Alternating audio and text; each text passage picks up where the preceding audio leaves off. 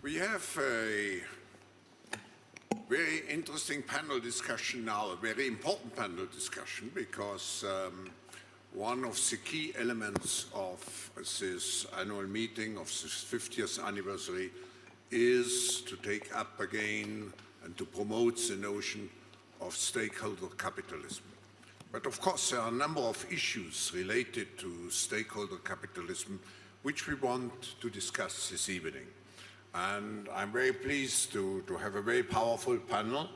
I'm not going necessarily in the seating order, but I welcome Jim Hagemann-Snabe, the chairman of Siemens and of Maersk. He's also a member of the Board of Trustees of the World Economic Forum. Feike Sijbesma, also a member of the board. He's chief executive and chairman of the managing board of Royal DSM.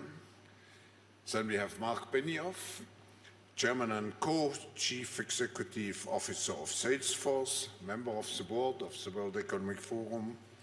Brian Moynihan, chairman and chief executive officer of the Bank of America and chair of the International Business Council of the World Economic Forum.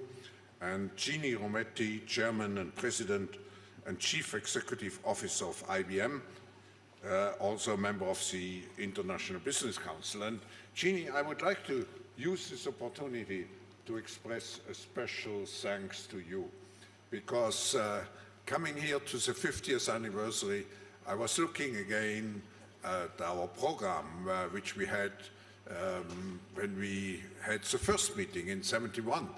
And actually, your company is the first member of the forum and was represented already at the first meeting by one of its leading executives. And thank you for 50 years of loyalty, highly appreciated. You're welcome, Klaus. Thank you. Now, congratulations to you. Let me start with Brian. This afternoon we had our meeting of the International Business Council, which you are chairing. And what is the outcome? You discussed very much how we can create a credible ESG system around stakeholder capitalism. So I think, Klaus, we had a session with the community of chairpersons this morning, and then with the International Business Council today, really talking about two topics, which the simplest way to think about them, one is about what have we been doing to help make progress in SDGs, and that's the Lighthouse projects, which are examples of what the companies have done under your leadership for the last 50 years to drive change. And the second is metrics to measure what we're going to do in the future. So what are we going to do in the future as companies to continue to drive stakeholder capitalism? And I think the idea here was to develop actionable metrics that we could get the companies to agree to, meaning the operating companies, the investors who invest in us to agree to, and the owners who give them the assets to invest. So a pension fund giving the assets to an asset manager who then gives an assets to an operator. And get a set of metrics we can all agree to that are defining what stakeholder capitalism is, and importantly, progress on it. And so the 100 or so CEOs were there and the 100 or so companies represented. A group of us have been working on this. We are now pushing it forward to syndicate it through the entire population for people to sign on. The context is 50 years ago, as Klaus referenced, 50 plus years ago, the concept of stakeholder capitalism, leading to 2017, the International Business Council, and most of the members signing the compact, then leading to the next step, which was the things like the BRT and the purpose of the corporation, what is it? And on top of that, the IBC saying that we have to make progress on the SDGs, because if we don't, charity can't solve these problems, governments can't solve these problems alone. It will take the money from companies to generate the $6 trillion in investment to get the SDGs implemented. And the way companies are going to do that is by changing their operations, and the way society will measure them is by metrics. And so this virtuous circle of operations to metrics to investors to owners and back to the metrics will allow us to demonstrate what stakeholder capitalism is effectively. And the group is very enthusiastic, and we've used the top 4 accounting firms to help us drive it to have the integrity and auditability, and we'll push it through to the next summer's meeting. So Brian, it was the beginning of a process. When do you feel we have a generally accepted comprehensive measurement system in place. The goal is to do it between now and August. We started somewhat before last August, but really got into it last August in earnest with your team from the WEF, helping them drive through the industry. And I think, so the engagement, hopefully by the time we meet in Geneva, in the wonderful location and at the WEF headquarters, we'll have an agreed to set of metrics. And that way we can start publishing them as part of our annual reporting by the next subsequent year in 2021. And we will present it and try to integrate everybody on the occasion of the next annual meeting at Davos. And so that'd be the arc to do it, and then thereafter people can report. And I think, simply this gives life to how to measure a company's progress towards serving all stakeholders, doing a great job for its customers and clients and teammates and shareholders, and doing a great job for society, and it's that and that's critical. So we move relatively fast because it's a complicated matter. May I just ask the other panelists, the sense of urgency, why is it necessary? Well, maybe I can add a comment there. I think it's key. I mean, we are very good at measuring shareholder value, and we've done that for many, many years. And as CEOs and chairmen, we think that is an important role. Now, if we want to go to stakeholder capitalism, we do need to make sure that we can measure the value we create for all stakeholders. And there's so many measurements out there. So I'm very excited about the effort that Brian and the team has been doing. It nails it down to 22 measurements that everyone could implement. And I can say as a chairman of Siemens, we have committed to engage in this project, help out, make sure that these metrics are relevant. And we're even putting our remuneration system for the CEO and the executive team on an ESG base, so stakeholder management at its core. And to add to Jim, we should not only measure, of course, the different things on sustainability, but it is clear that we are not adding enough value in the area of sustainability. If you look what's happening to the oceans, if you look what's happening to the climate, if you look what's happening to our scarce raw materials, it's clear that we need to measure, but it's also clear that the measurements will show that we're not doing enough yet. Jeannie, we are living now in a very, I'm sorry. That's part of bringing the investment rate up to the need to actually get the SDGs implemented. Is if we all commit to these commitments, it will require more investment by Mark's company, by Jim's company, by Ginny's company, and that's how we get there. That creates the urgency, the amount of commitment we make. Right now, it's just about a third of what we need. Jeannie, we are living in a new age, the age of the fourth industrial revolution, and actually you are one of the pioneers, IBM, of this age. Now, those new technologies bring new challenges like platform companies and so on and so on. How does the fourth industrial revolution actually affect stakeholder capitalism? Yes. Does it make it easier or more difficult? If you look at data... I think for some companies it's going to make it more difficult, and for others it will rely on the values they've held for a long time. And the reason I say that is, in some ways you'd say, would the fourth industrial revolution change what we do? In some ways you'd say no, because when it comes to long-term and managing for the long-term and shareholder value, you'd say, well, I've always put an and between every constituent. I do think there's a difference, though, with the fourth industrial revolution, in that it changes the nature of what we do, and I would boil it down to one word, and that's trust. And in fact, in many ways, I think this is going to be a decade of trust. And if you think about the technology, as you mentioned way back when we started all of this, even in the beginnings of AI, you could see the world would compete on data, and there would be good uses and bad uses of data. And then you would say to yourself, okay, if this era is going to thrive, people have to trust the technology. But one more thing, they have to trust that the era will be inclusive for them as well. And so I think this industrial revolution and everything about it bases itself in data, and it calls the question then of trust at an individual level about the data, at a company level, at a nation level, and then does everyone feel the future's better or worse in this era? And that leads you to change things if you focus on that point. So was the suggestion made that actually it should not be ESG, it should be ESGD? with data playing such an important role. The data responsibility should be emphasized. Well, look, I think for all of us, and Brian had 4 categories today as he went through on the metrics. One of them was around principles and governance, and I think everybody could say, Klaus, I go back when you had me out here 4 or 5 years ago together, we introduced our, I shouldn't say introduced, but we wrote them down, our principles about data and data management years ago around this, to be clear that people knew that technology should augment man, that the data belonged to the owner, you had to be transparent, no bias, et cetera. So some of the things Brian is calling out to be measured on, you should be audited against those things if you believe them. The other big pillar you have is around people. And so if I can just kind of digress 1 second, I do think this era means 100% of jobs will change.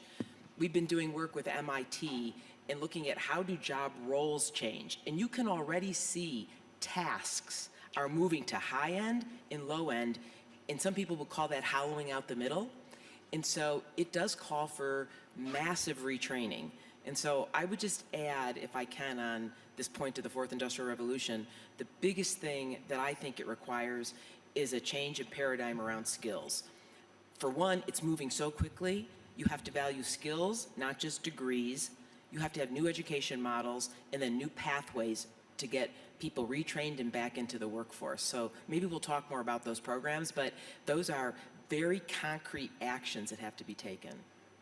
But what is the responsibility of a company like yours Well, to act upon yeah. those necessities? Okay, which you just- this is where I think there's this intersection between business and what is good for the shareholder, what's good for me, what's good for the community, because it is not good for anyone if people do not find the digital era to be an inclusive era where they see a better future for themselves. No one is going to buy new technologies. No one's going to want to go down these roads. If the world becomes more have and have not, that is a horrible thing, I believe. And so, therefore, for us, I also need great employees. And so that's part of my job. And I think because of the speed, I make this technology, I should usher it safely into the world. Part of ushering safely means I have to help the world prepare for it and society prepare, and that means skills. And that's a public-private partnership. I mean, I was just sharing with the IBC earlier today, one of the ones we've been passionate about for 7 years was everyone can't have a college degree. So could you work with high schools around the world and turn them into, with a community college or an apprenticeship, as others would call it, a vocational school, a 6-year technology degree, a high school and an associate degree. To make a long story short, 7 years later, 600 companies, 150,000 kids coming through, and they've got 2 degrees, they're employable, and the results show. So I would report on these metrics. Last year, 15% of my hiring in the United States was these kids. And they're great employees, by the way, and they go back and get more education. And so but if we don't all participate, it's too much for government, and the speed it's moving at is too fast, and you've got to build trust in this era. Any comment on this issue of skills and the need for public-private cooperation? I'll just relate it back to in the metrics, the people metric requires you to declare how you're handling this question in the 4th Industrial Revolution. So Ginny mentioned it, but this is the alignment of these issues that my other colleagues will talk about, and the fact that we can then commit to society will make progress. Now, if I can, there is quite some interrelationship between one issue we discuss with great urgency here, which is the environmental challenge which we have, and the stakeholder capitalism. Do you see any interconnection, or does it provide a special sense of urgency? Right. Thanks, Klaus. And congratulations with 50 years stakeholder model. But after 50 years stakeholder model, we still need to discuss this area of sustainability. And then I ask myself the question, are we all serving our economic model? Or did we develop the economic model which is serving mankind? And I think the economy ever started in a very simple, sustainable model with barter trade. One specializes in this, the other specializes in this, and they exchange goods. And later on, we made the economic model more complicated with money and gold and etc. And maybe somewhere we derailed a little bit that we thought making money is the real goal of the economy, where the real goal is to live happily here all together. And if we see how much problems we create with the oceans, with our climate, with our scarce raw materials, we are somewhere derailing. And it is just good business sense as well to take care of your environment, because nobody will remain successful in a world that falls apart, societally, environmentally. So I think we can develop the products as businesses, we can develop the innovations to address the issues on climate. And that means also that we need to take bigger steps. We need to be more clear as businesses what is our derivative of the Paris goals, so-called science-based targets, to set our emission targets, maybe to put a price on carbon also internally in companies, at least to disclosure the climate-related financial risks we are taking. All kinds of things which the three of us put in the letter to all the participants of the forum. And I think there's many, many things is there which you can do as business to step up, in order also to guarantee your own business model. So I would like to say, dare to think long-term, dare to address the SDGs, dare to take care of all the different stakeholders. On the long run, otherwise you will not remain successful. Brian, do you think that the environmental concerns have been sufficiently, I ask a provocative question, sufficiently integrated into the scheme which we have now as a base?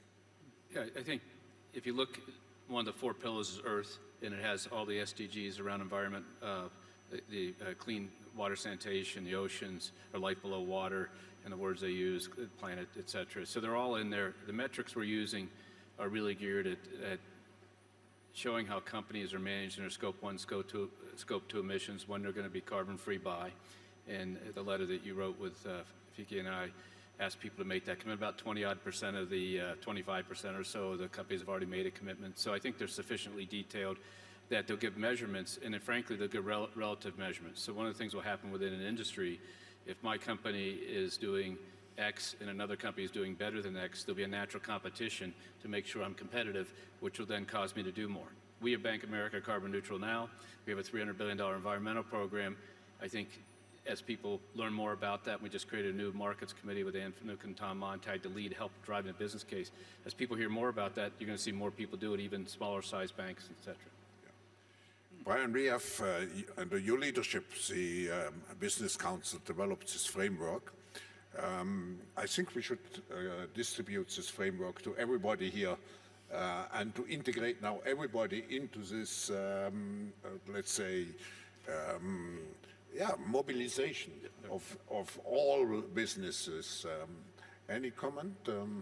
Well, it is not only for us companies, but it is also for those who invest in us, asset managers, or behind them, asset owners. They also find it very difficult to see which company is now really sustainable and which company not. There are more than 650 different matrices out there to determine who is sustainable. Now, nobody understands out of 650 different matrices who's now really sustainable and how you compare companies. It's for us companies important, it's for investors important, it is for society at large important. And that is what Brian, and together with the IBC, tried to do in the past months and in the coming months, to converge that to a much more clearer set. This is sustainable, this is not sustainable, this is the way you measure. And I think that transparency, Klaus, fits 100% with the stakeholder model. So we start here a true revolution. We do. Yeah. Now, Jim, you as the chairman of Siemens, you had just to make some difficult decisions, and even when you adhere to the stakeholder concept, you cannot avoid that at certain moments you have to take the decision in one way or another way and to find the right balance. What is your experience and your advice?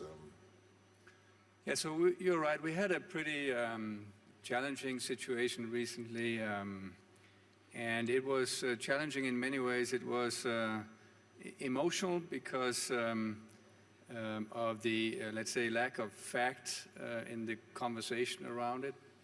And it was super complex. So with the social media and the spread of information that we have today, you suddenly find yourself in a very defensive moment when actually in your core you feel that, pretty proud of where the company is and where it's going. I mean, the factual situation, which makes me proud of Siemens, is that Siemens was one of the first industrial players who actually committed to CO2 neutrality. We did that in 2015, so that's 5 years ago, and said by 30 we'll be neutral, and by 20, this year, we'll have a 50% reduction of CO2 compared to 14. So very committed to that. We changed our philosophy as well to say, well, being stakeholder-oriented and planet-oriented is not about how you spend your money, i.e. we make business, we make a profit, and then how much of this profit will we do good for?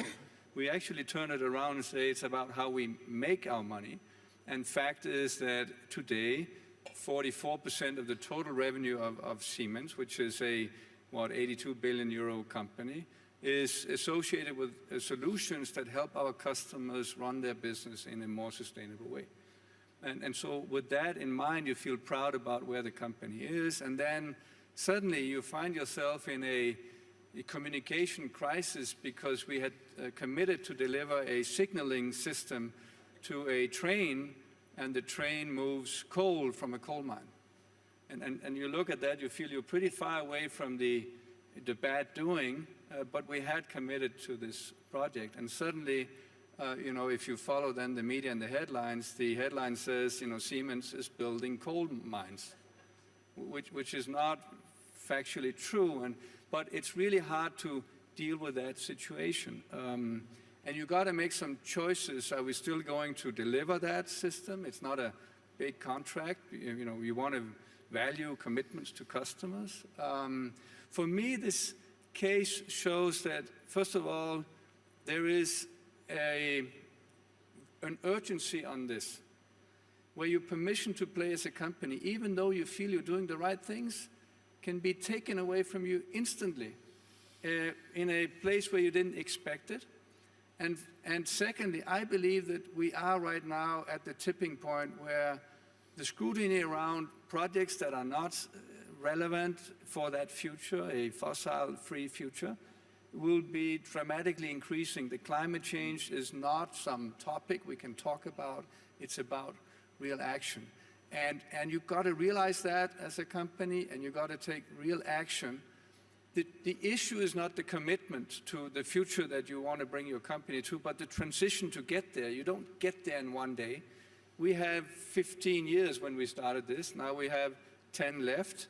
We're doing fine, but we need to basically reinvent the company, go from solutions that were fossil-based to renewable-based.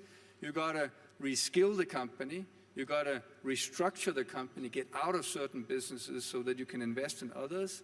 And you do need to reposition the company, because otherwise you suddenly find yourself in the wrong headline, even though you're doing the right thing. So as a chairman, for me, it's about not getting distracted by this, because you got to do the right things. But if anything, you need to talk more about it, and you need to accelerate your efforts. Otherwise, any little project, even though you feel you're far away from the wrongdoing, can distract you and reduce your ability to become what you have intended to be. Ginny, you were very much nodding your head. Yes. Do you have your own experience? And can you tell about it? Yes, I do. And I mean, it's had to do with whether or not we take on certain projects, as an example. There's much discussion about different technologies and how they're used. And I think that those have to be values-based decisions, but what's changed is how much you have to talk about it, so that people understand why you take these decisions. And I think it's even what's surrounded this whole dialogue around the purpose of a corporation, that there's been things that are written very binary about the topic. And this isn't a binary topic. And if you manage for the long term, you do have an and between all of these words, yet people want to polarize this. So when any one of us do things for our community, our employees, our clients, the countries everywhere within which we live, our partners, I always feel they give us license to operate, that is where our license to operate comes from. So that communication that Jim was talking about, it is both important to have it, but it's also because it is good for your business. This is not an altruistic thing that you are doing in and of itself. And I think you can't, in this day and age, explain that enough or give the rationale. I mean, when when people will say, well, this is charity or foundation work, I say, no, it's not. I mean, skills is not charity and foundation work. And if living in a democracy that people think they have a better future is not charity work, because they are your employees and your customers. So that's why I was really understanding and agreeing with this point, that I think it's just so important to both position everything right and connect those dots, right? Because it's a virtuous circle, but you got to get it moving. Brian? So one of the setups that we did with the groups today was to talk about the $6 trillion and the charities $800 billion a year. You have a government, the biggest government in the United States, has a $1 trillion deficit and is only a $4 trillion budget.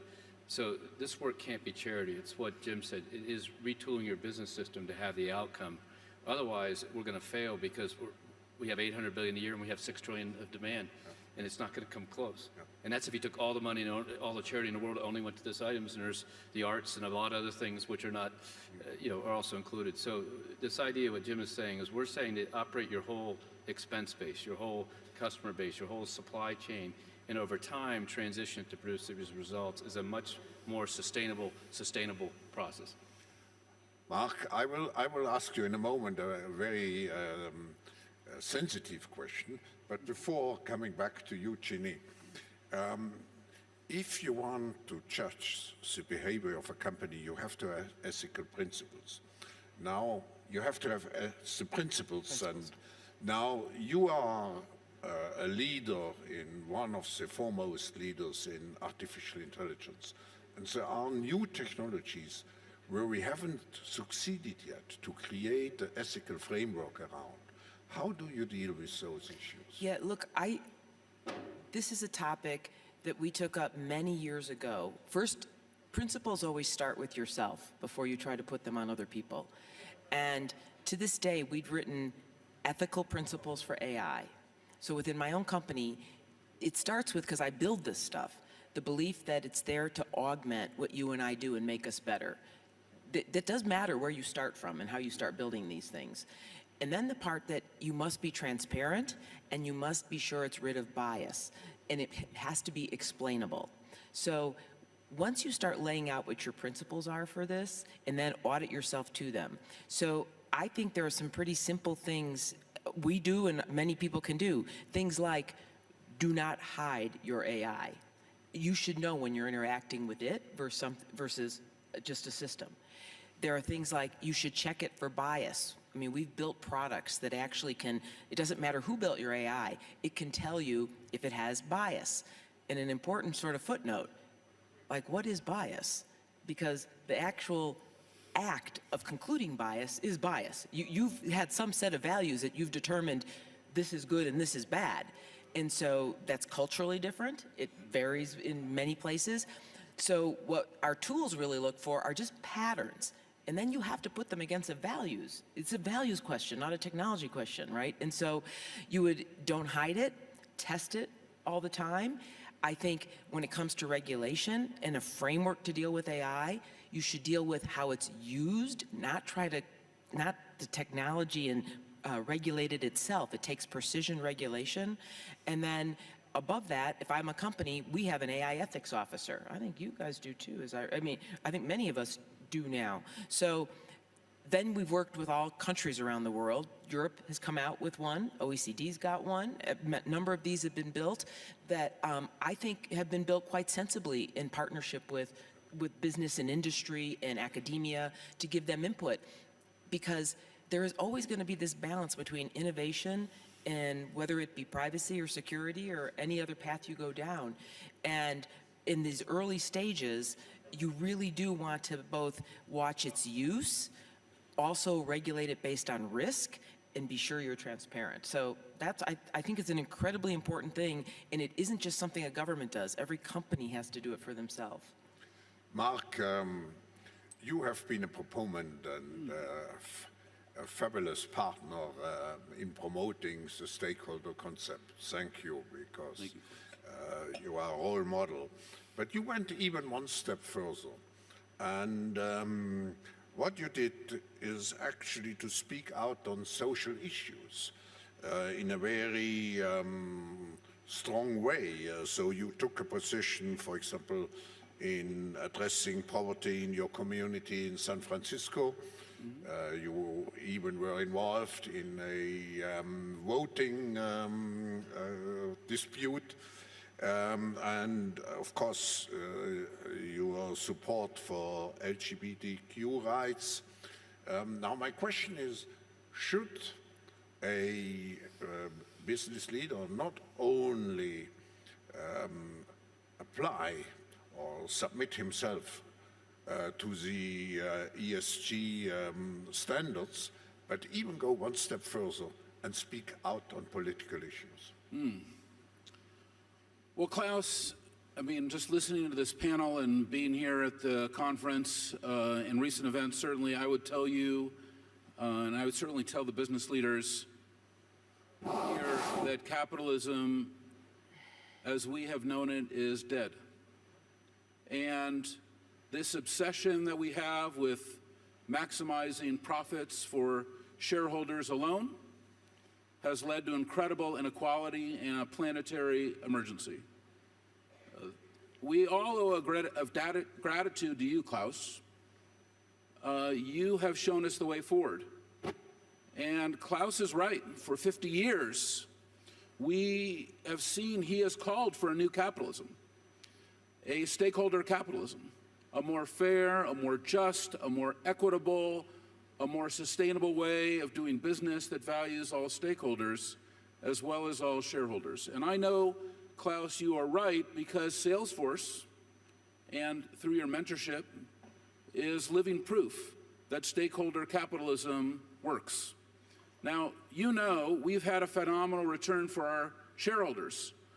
$165 billion in market capitalization, 4,000% return since we went public in 2004. But Klaus, we've also had a very good return for our stakeholders. 310 million in grants so far to worthy causes. Our employees have volunteered 4.5 million hours to their local communities. 45,000 nonprofits and NGOs, including the World Economic Forum, use our product for free. And that's about $1 billion of our software a year as well. And it's why, Klaus, I so strongly believe that when we serve all stakeholders, business is the greatest platform for change. And the great news is, and I believe that you can see it here, that stakeholder capitalism is finally hitting a tipping point. In the US, the Business Roundtable has stated now the purpose of a corporation includes a fundamental commitment to all stakeholders, not just its shareholders. That choosing between the two is a false choice. And this Davos Manifesto 2020 that you have written says that the purpose of a company in the fourth industrial revolution is to create a value for all its stakeholders. So taking that all into my heart, when you say, does it mean then that I have to fight for my employees? Yes. So if they're being discriminated against, and if they're LGBTQ employees, yes, we will fight for them. Does it mean that I have to fight for our customers? Of course. Or even our local stakeholders in our community, like our homeless. Yes, every CEO has a responsibility to think about all stakeholders. And yes, as you've seen aggressively at this conference, the planet is a key stakeholder. We are in a planetary emergency.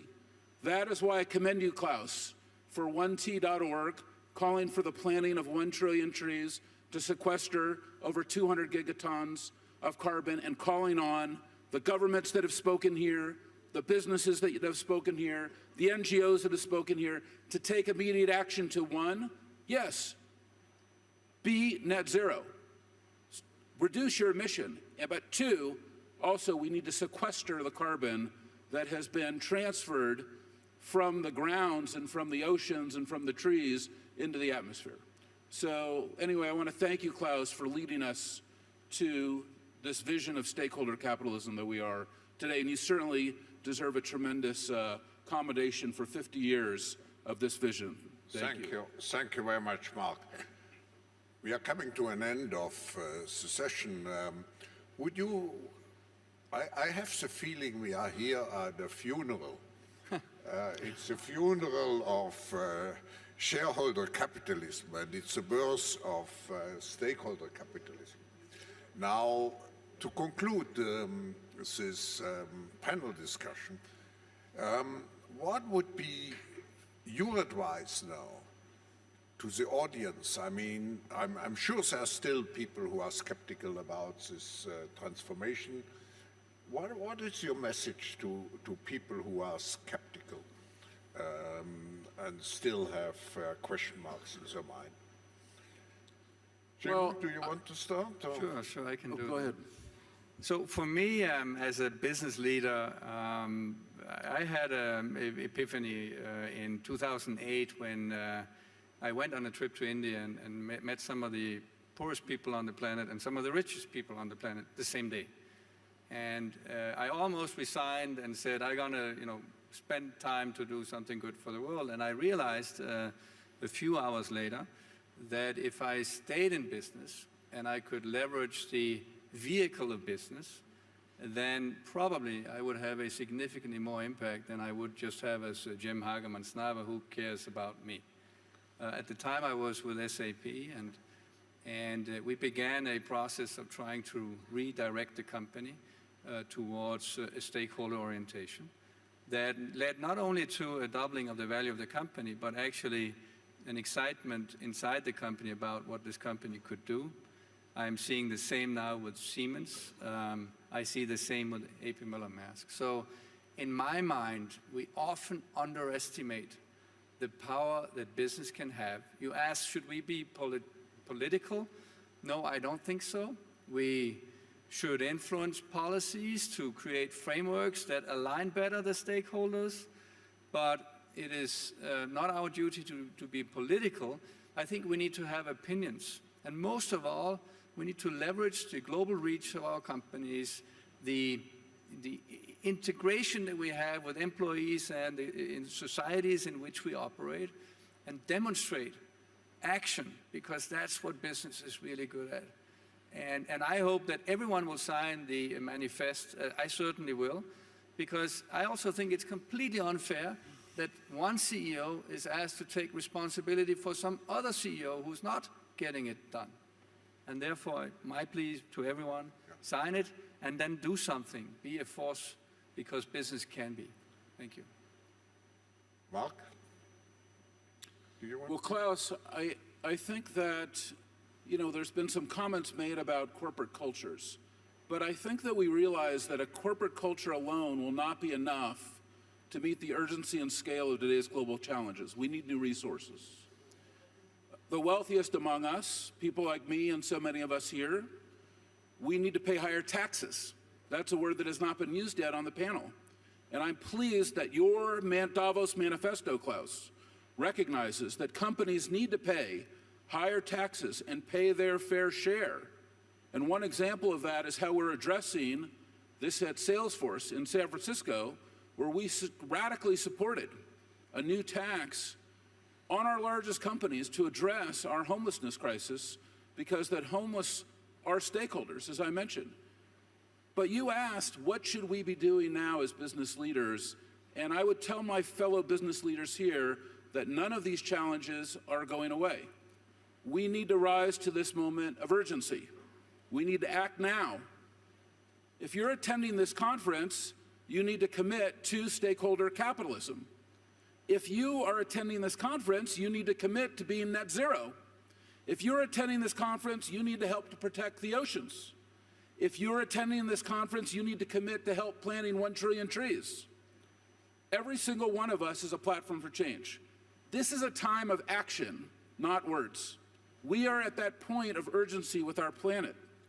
And that's why I wrote the book Trailblazer, because I believe that my business, and really all of us, are tremendous platforms for change. and that we must act today. Thank you. So the question, the skeptic might say, can you do both? Can you really deliver for all the constituencies? Can you deliver for your customers? Can you deliver for your employees? Can you deliver for your shareholders and deliver for society? And we've looked back and back-tested this in a lot of ways in our research. Just pure matter, the BRT firms that signed the BRT have outperformed their industry. Our research team has proven that if you don't follow good ESG principles, you could look back, and if you were an investor, if you didn't invest in those companies that performed poorly, you'd miss 90% of bankruptcies. Our research team has declared the next decade, one of the 10 trends is moral capitalism, and that's where the investor money is going to flow. So if you're thinking about you can produce a profit, pure shareholder, and not address your owners, and not address your employees, you're going to have a problem. But I'd flip it around and be more optimistic. You can do both. Our company has been able to, across the decade I've been CEO, generate tremendous shareholder return, earn record earnings, $2.5 billion of charity, $50 billion of community development, going to completed $125 billion plus of environmental financings. And you can do it while we're making money. These are all business propositions. So I think the skeptics say you can't do both. You can. Now let's go out and do it. Feike? Well, I hope it's not a funeral, although it's always good to bury the things we don't need anymore. But I hope it's more a burst of taking care, like Mark is saying, of all the different stakeholders. Globalization brought prosperity for billions of people, for many countries, but not for all countries, and not for all people in all countries, including the planet being one of those stakeholders of globalization. And I think what we should do, my advice, I am deeply convinced that you can serve all stakeholders, that you can serve the planet, that you can serve society and create profit. However, not always on the short term, not.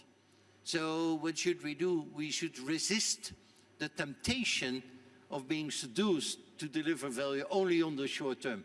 And it is sometimes tempting to do that. But we should resist that temptation and go for the long term. And if you go for the long term, I'm convinced that you can combine value creation in an economic sense together with societal value and ecological value. And that is what we CEOs, what we businesses need to do. Ginny, you have the last word. Yeah, well, that's a tough position. I think everyone's done a great job, and I'm always humble about advice because I need more advice than I probably give. So I think the only thing I would add to this conversation then is IBM's in its second century. So I think this is living proof that if you do honor all stakeholders, as I said earlier, it is your license to operate. And one thing I had to think hard, though, in this new era, I'll end where Klaus, your first question to me was on the fourth industrial revolution. And there is something different, though, here now. And I think the world is bifurcating between what I called simply talking to my workforce 7, 8 years ago to the team. I said the world was bifurcating into good tech and bad tech. And I think you have to decide what of those you are. And if you're good tech, what does that really mean? And I don't mean a, quote, technology company. I mean good tech or bad tech and how you're going to use it. And for us, we made a decision that it would be about things like everything we did would build trust. It would be to prepare society and their skills. We would be the industry's role model for diversity and inclusion and honor the planet. And that's what that means. And I would end on that advice to just decide what that means for you to be on the good side of history. Thank you all the panelists, and you see why we feel that this annual meeting and the Manifesto 2020 should really be a turning point from one thinking to a new thinking. And you have seen with the panelists the passion which is behind, because we are dealing here not with a theoretical issue. I think we are dealing here with an issue which will determine the survival of the free enterprise system of democracy if we take it in a broader context. So let's take up the challenge, and please thank the panelists.